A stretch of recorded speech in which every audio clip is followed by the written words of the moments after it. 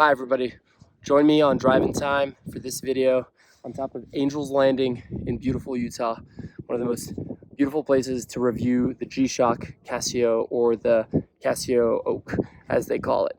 It's a new iteration of the previous G-Shock Casio, and it's an excellent watch. I got it about a year ago and I'm very excited to review it, and there's no better place to do it than up here. So tune in for this episode on Drive and Time. A couple of things I really like about this watch is its durability. This is a G-Shock and it is made for, adventurous type stuff like a hike or swimming or diving. It is extremely durable. It's got a very good strap, and you can get it in a lot of different variations. This is one of those watches where you can get it in a lot of different variations. The reason why I got this rose gold is because it reminded me of the actual rose gold Royal Oak by Audemars Piguet, and that's how the design was actually inspired by. One thing I really like about it is it's got this interesting light button in the corner.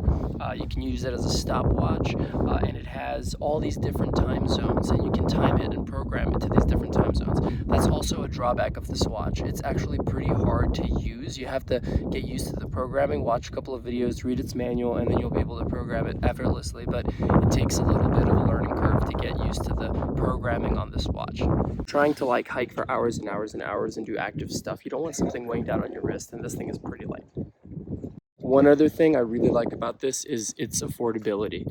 There's been two other iterations of this watch that I'm going to link up here because I can't remember their exact codes. This is basically a evolution of the previous generation. It's actually pretty versatile for being such a rugged watch. It's flat, and so you can wear it, and Gerald Gentry's design of the Royal Oak really kind of gives it a little bit more versatility for other things. Thank you all for joining me up here at the top of Angel's Landing in Utah. This is one of the most beautiful places in the United States. I highly advise you try and book a ticket and come down and join the daily lottery to come out here. And when you do, make sure you wear the appropriate wristwatch so you know how long it took you to get up here, because this thing's got a stopwatch. Thanks for joining me on Drive and Time, and I'll see you guys again for the next one.